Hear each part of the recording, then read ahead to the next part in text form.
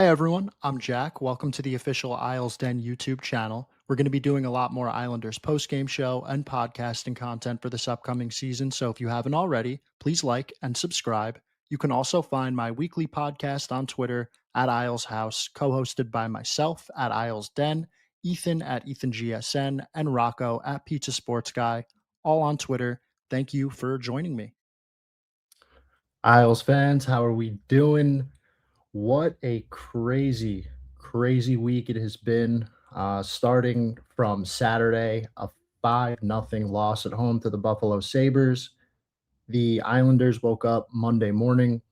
They were leading the Flyers by 2 points in the Metropolitan for the third spot in the division.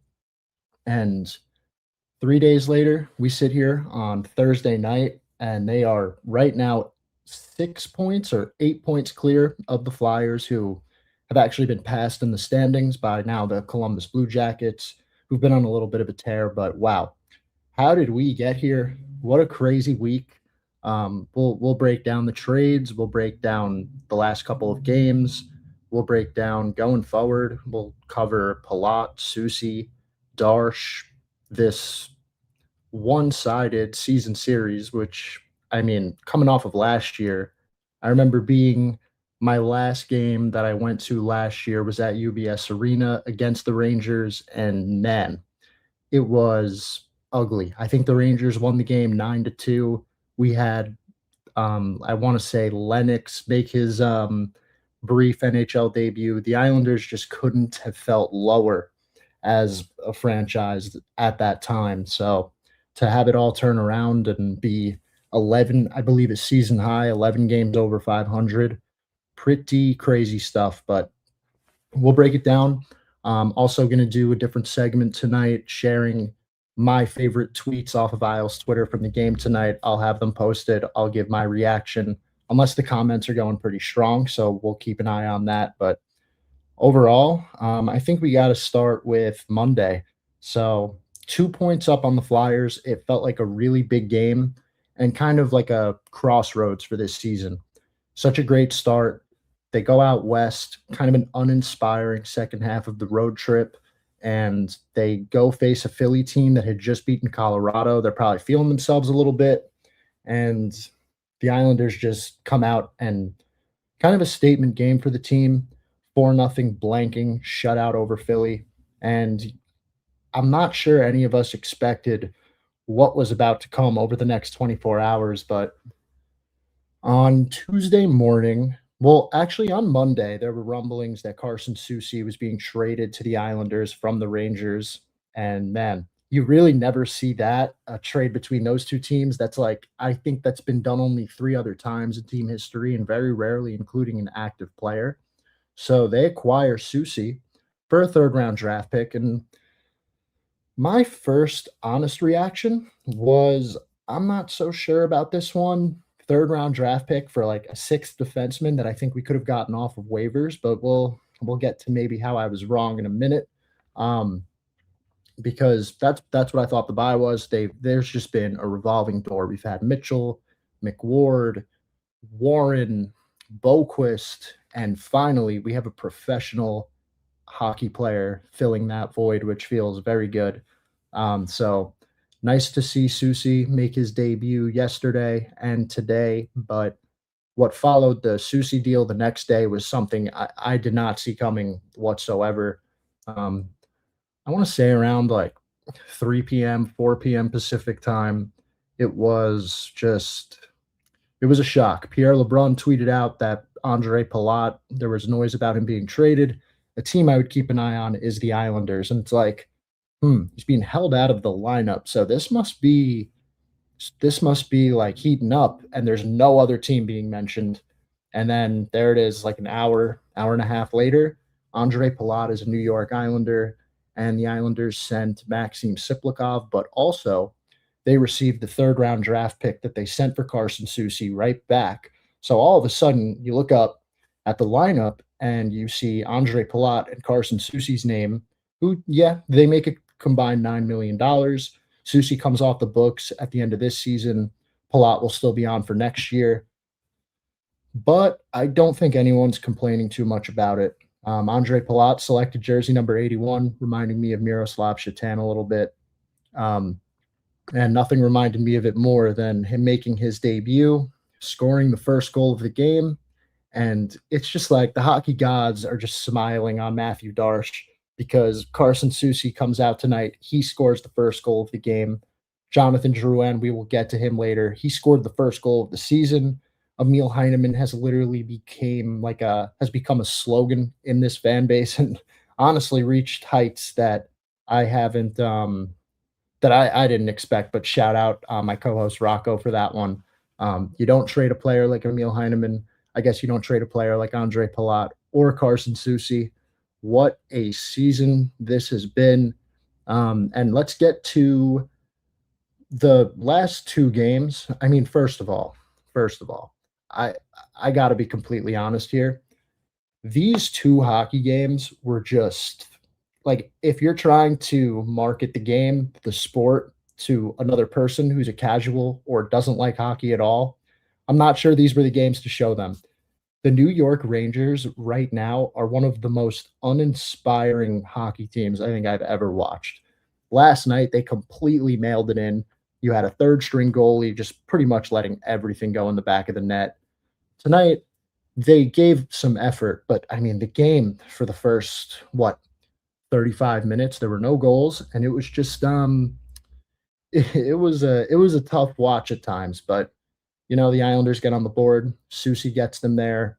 Um, and then reminding us why this is such a great season. There's Matthew Schaefer from the slot, adding to his Calder case, which I think personally is probably a lock at this point. He gets his 14th goal of the season. And from there, it was just kind of don't let this one slip away.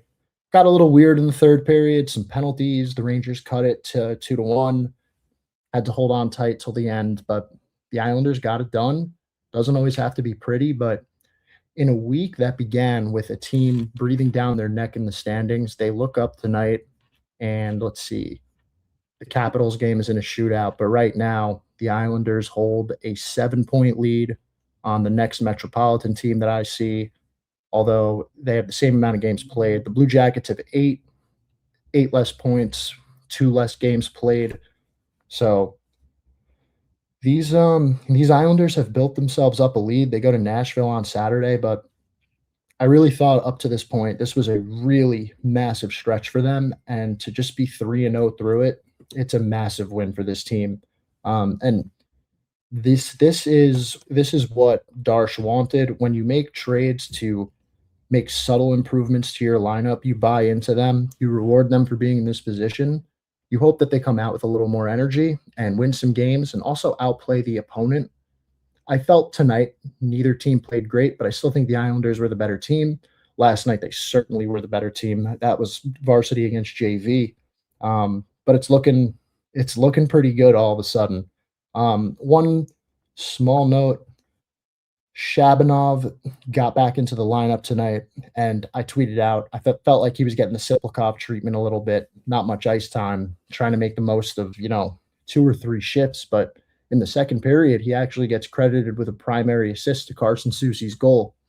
We can debate all we want, but it's a matter of fact, he got a point on that play, and if he didn't get a point there, I don't know how much he's seeing the ice the rest of the game. So good for him.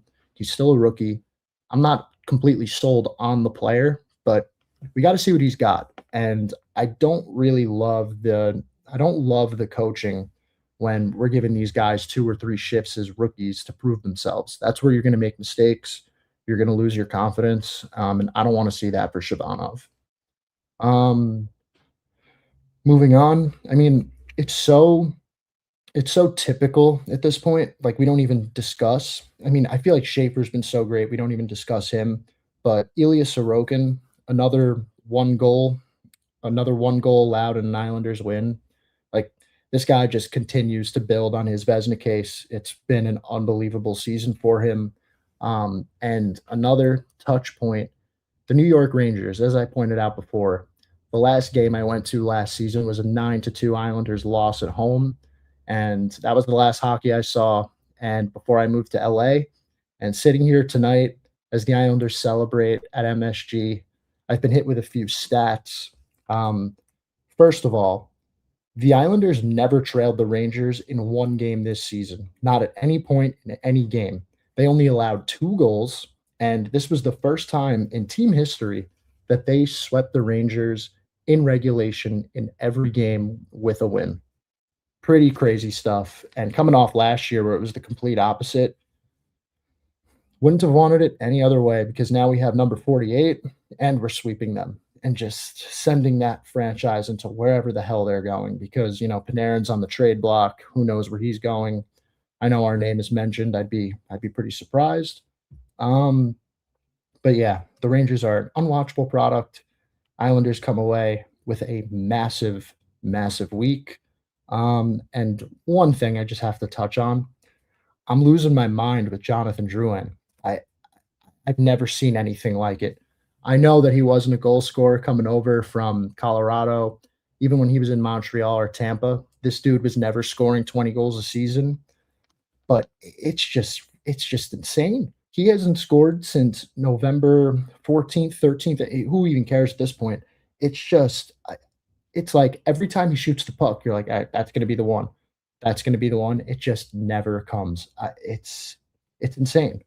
Um, but yeah, overall, just gonna do the normal dive into the analytics for tonight's game. Won't spend too much time on it. And then I'll get to some of my favorite tweets from tonight, and then we will go through the chat, which is popping off just a little bit. So let's see. Moneypuck.com. The deserve to win-o-meter has the Islanders at 30%. I'm starting to think it's a load, man. Let's see.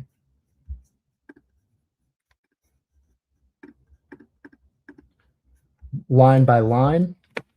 The worst line tonight at an expected goal share of under 20% is the Duclair, Drouin, Barzell line. I think they've put together a few good games, second half of a back-to-back. I'm not going to go crazy there. Gatcomb, McLean, and Shabanov. Yeah, Cizikas was sick tonight. They were the second worst line. A little bit weird because they actually cashed in with a goal, and they were not playing great. Like there were a few shifts that were in their own zone, but I mean, it really doesn't matter. All that matters is the goal. I didn't think they were egregiously bad. And Cizikas will get back in the lineup in the next game. Just a quick stat for you guys. The Islanders have had very few line combinations that have actually stuck together this season. When they do stick together, the one consistent has been McLean, Cizikas, Gatcomb. By an expected goals rate, they actually are the best line on the team this season. As crazy as that sounds. So I expect Watt to go right back to him next game. Palat, Horvat, Heineman, second best line. Coming in under 50%. So you might say third worst, but Palat, Horvat, and Heineman is a really interesting combination to me. So Palat, obviously, he's paid $6.5 million. Not sure the Devils knew what they were buying in this one, to be honest with you, because I know Palat from his days in Tampa, and I wasn't thinking that this guy was going to pot 35 goals, whatever. I look at him as more of like a really good matchup, shutdown winger. Um, yeah, sorry, I was reading the comments, but I was with Andre Palat. I look at him as like a shutdown guy. Him, Horvat, and Heineman all have some decent defensive prowess. So I think that they have Pajot and Holmstrom out there for shutdown situations. Wouldn't be surprised. I mean, I saw them out there for the empty net occasion tonight, but Palat, Horvat, and Heineman, I don't think there's going to be many goals scored against them. Suddenly, you have two lines that are capable of shutting down opponents' top lines. So, although they're not going to score a million goals, I don't think they're going to give up much. And kind of important because the chances allowed has kind of been a struggle for this team. We'll get a much better taste against a much better feel against better competition, though. It's hard to take the Rangers seriously right now. It was that bad tonight, and last night. The best line at 5-on-5, and this has been the second best line this season for the Islanders, is Lee, Pajot, and Holmstrom. This combination has really worked. What a surprise. What a surprise between Pajot and Holmstrom. It just feels like they're a duo that constantly is clicking. The best expected goal share among defensemen, of course, it's Soucy and Mayfield. Nearly 95%, pretty crazy. Pellick, D'Angelo, Schaefer, Pollock maybe have had better nights, but once again, when it's the second half of a back to back and you're playing your third game and fourth night, you take the win and you don't apologize for it, especially against a divisional opponent like the Rangers. Um, all right. Hopefully, we can get somebody else on here soon so we can do the analytics quiz again. Let's um, let's get to some of my favorite tweets for tonight. Just breaking it all down. My boys at bench rates, Islanders versus Rangers this season. Record 4-0-0, goals 14-3, shots on goal, expected goals, shots, all doesn't matter. The only two that matter are those top two. But seeing it all in front of you like that, it's pretty beautiful. So you got to love it. Next one. Don't let this is from my guy Joey. Don't let the Sorokin masterclasses distract you from the fact that this Islanders penalty kill is not good. Still use the old stand there and pray to God method. I honestly agree with this. And sometimes, once in a while, you see aggression and it leads to some shorthanded goals. I think the most noticeable penalty killer has been Simon Holmstrom recently. He's really picked up his game. He's driving play. He's all over opponents defensively, and it's like it's a refreshing sight. So I hope we continue to see that. But do not let the Sorokin masterclasses distract you because this guy is playing at a special level. There's no metrics to back it up. Joey and I are just going on the eye test. I don't know if there are with the power play. Who knows? Either way, Sorokin's been unbelievable and deserves most of the credit. Mike, Dino Dangle, Schaefer passes Bobby Orr in goals at 18 officially this time. So the reason I love this is because I feel like it's not even that big of a deal because this guy has just he's just provided so much excellence this season that like when he does something historic at this point, it's like, oh, he just did that. It's just unbelievable how great he's been. And let's face it, this one player has really changed the trajectory of everything for this team. So grateful for Schaefer, grateful for another win. And he said it. He said that we're going to beat the Rangers every time or something when he was drafted, and he scores the game winner in the season sweep finale between the teams. It doesn't get any better than this. So just enjoy this one. Um, all right, let's get to some comments.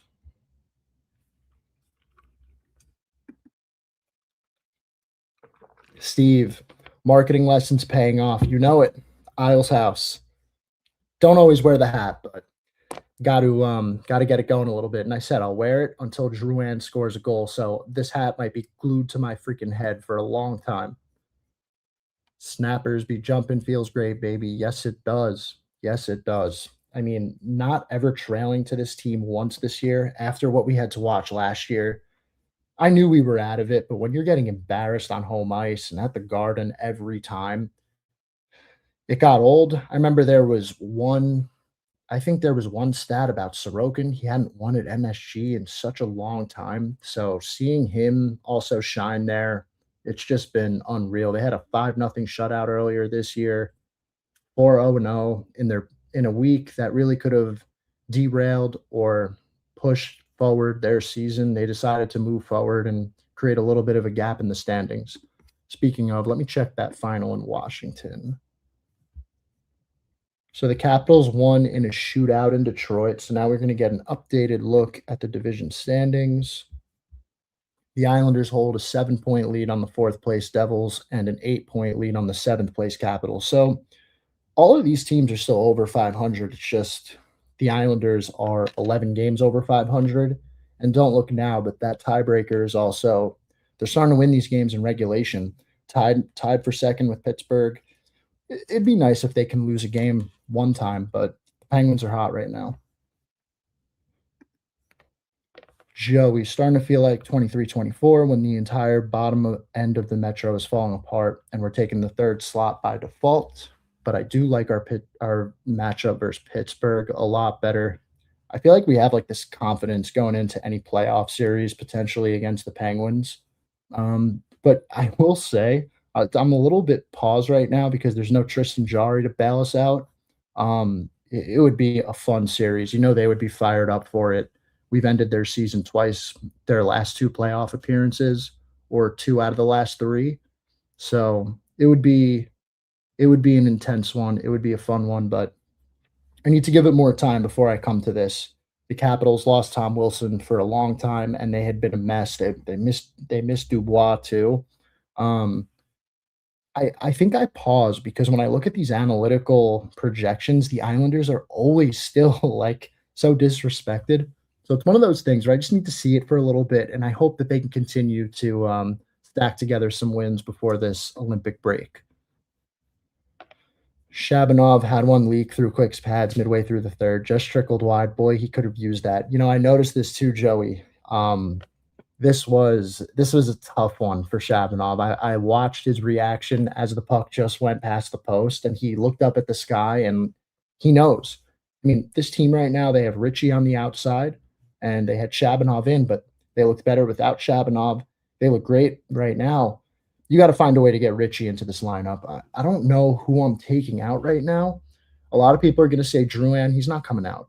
A lot of people are going to say McLean, but that's the best line on the team. It's gonna be an uphill climb, and it might take an injury right now to get in there. What time is the game? Rangers suck. I know. F the Rangers. Yep. Go Bossy. Yes, sir. I hope Uncle Mel is fired up. Yep, Uncle Mel, an Isles House staple. He is definitely fired up. We're gonna have to check that TikTok after the game. Hit it, Jeremy. Just enough to win Jack, and that's all you need this time of year, especially with the heavy schedule coming up against the Penguins, Capitals, Devils. Absolutely, man. It doesn't really matter how you win games when it's your third game in 4 nights, off a back to back, sweeping a division rival. Nobody gives a shit how you got there, especially when your trade acquisition scores the first goal of the game in both of the back to backs. It doesn't really matter. This has just been an unreal season. Have the Islanders ever swept both the Rangers and the Devils in a season series in the same season? Good question. We would need to look that up. That's an Eric Hornick one for me. What are your early thoughts on the recent trades? Susie and Mayfield is a lot of wingspan and man strength. Yep, I love it. So far, I mean, Susie isn't great, but he's a professional hockey player, and that's the problem that they've had. It's been a revolving door with Boquist, McWard, Warren, all of these guys. I liked what I saw from Isaiah George, and honestly, I was a little bummed out that he got bumped down to Bridgeport right away. I hope he's that next man up still. Um, yeah, I like the Palat addition actually a little bit better. Because let's face it, the forwards don't score enough, and they one of the underrated problems with them is they don't defend well enough. Palat said it himself. He's not here to score 50 goals. He's here to work his ass off and give you solid minutes defensively. That's an asset for this team. They've been surrendering a ridiculous amount of high danger chances this year. That's why Sorokin's front runner for the Vesna. I think Palat's a big ad. I don't really care that much about the money right now because I've watched this movie a million times. They had to buy out Lee and trade Pajot. No, it's okay. These guys can always bring their value up. You never know where your team's going to be in a year. What matters is now. They want their prospects like Schaefer, hopefully Richie, playing in these important games down the stretch, and this is a way that they see it helping them get there. And Darsh knows Palat better than all of us, so got to trust him on this one. Is there a team in the East that the Isles can't beat in a 7-game series this year? Let me look. I'm just going to give you ones that would be tough. Tampa would be tough. Detroit, they can win. I don't give a shit how many points they have. The Islanders dominated them two games this year. Detroit needed a lucky power play goal to beat them. Buffalo, that'd be a tough one. I know they're the Sabres, but they're one of the hottest teams in the league, and I don't think it's a fluke. That'd be a tough one, but it's also probably very unlikely to happen because of the way the division's structured. Montreal, they could definitely beat Montreal just based off of the goaltending Montreal has. It's a disaster. They need to score like 4 or 5 goals a game just to win. Boston, the Islanders could beat them, even though they got swept by them. This team makes no sense, by the way. Um, Carolina, I mean, my God, just because of Sorokin having this great of a season, maybe, but it would once again be tough. The Penguins, we just went over, beatable, but could be a great series. And that's all I'll preview for now. Those are the teams in playoff position. Um, Funny because the worst matchups for the Islanders I view as like those big size teams like the Capitals and like the Florida Panthers. I think the rest of them, it'd be fun to watch. Can't get too ahead of ourselves though. Do you expect trades to pick up in the East as we start to see separation of both Atlantic and Metro? Are the Islanders done to start? So I'm not a big trade speculation guy. Just because they rarely happen, right? So I don't like to put all my eggs in there, but I think as you get real close to this Olympic break, I think you'll see some action for sure, but I think you'll still see the bulk of it at the deadline or right before it. That's where I think most of it's going to happen. Unless there's some real separation, which, I was looking at it in the Eastern Conference right now. The last team in is the Boston Bruins at 67 points. The next is the Panthers at 59. That's the gap is widening, and the Bruins just for whatever somehow they do not lose. Isles along with Wild, Avalanche, and Lightning are the only teams with 15 plus wins at home and on the road. That has to bode well going to the playoffs. Curious to see how the Isles play the Canes. Yeah, I'm curious too. They played them early in the year before they really found like their identity, their team. Riddick started that game. Barzell didn't play in that game, so kind of a bullshit. And it was maybe on a back to back of some sort. I don't know. Take that game with a grain. Let's. I would love to see them now with their full confidence. Joey, lower body injury for Jack Hughes will be evaluated tomorrow. Man, season from hell to our friends in Newark. 10-2-1. Um, in their last 13 versus Metro teams. Doesn't get talked about enough. They're winning the big games. Yeah, it's true. Divisional opponents matter way more than anything. And that kind of is why I made the point before and was emphasizing don't apologize for winning your third game in a fourth night, um, especially sweeping a divisional opponent. Although this divisional opponent is going to be nowhere to be found come April, but still big. Beat that win against the Flyers the other day was so huge. Do we trade for Susie? Do we acquire Palat? Like that felt like looking back at it, that was probably a turning point. Who is Madison Square? Why do people play in the Garden? Don't they just crush Madison's tomatoes? Um, Drouin had one go high too. Talk about needing one. It's unbelievable. I usually like when I'm tweeting these things, I'm going for the reverse jinx here, and it's not working. I've never seen it not work. You praise Drouin, he doesn't score. You roast him, he doesn't score. He's just never going to score. The best way to describe the Rangers right now is moribund. 30-ish games to go. How many wins to make the playoffs? How many to steal the second seed? Oh, math is not my thing, Joey, but they are pacing for, let's see. The Islanders' current pace, I believe, is 99. Yeah, they're to get that second spot. I'm gonna guess you need 100 points. I'm gonna guess the Penguins fall off a little bit too. We'll see. It's gonna be interesting, but they're definitely gonna need to stay hot to maintain playoff position because I have a feeling one of those teams in the Metro that's down there, don't know who it is, really don't. But one of them, they're not gonna all go down so quietly.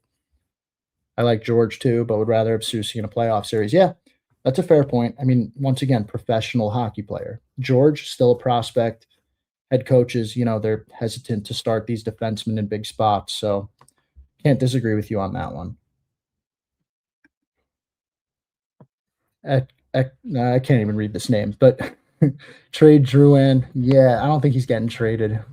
Just because Wall loves him. He's got another year left on his deal. This is something to look for next season. And also, he is at a low right now. Not good business just to ship him out unless you're so sick of him that you don't even give a shit about it. You just want him away. And Hey, if you hate him, that's the way to go. Joey, just bought my friend a Siplikov Devils jersey. How long till he beats my ass? I think he might tonight because I saw, could be wrong. You know, I'm not.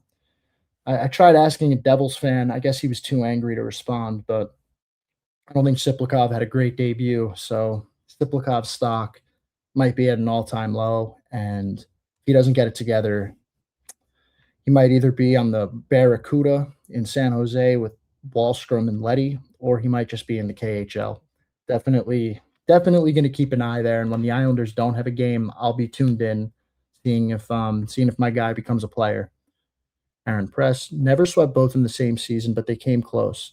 Swept Rangers 3-0-1 versus the Devils. All right, so in 2016 they were undefeated in regulation.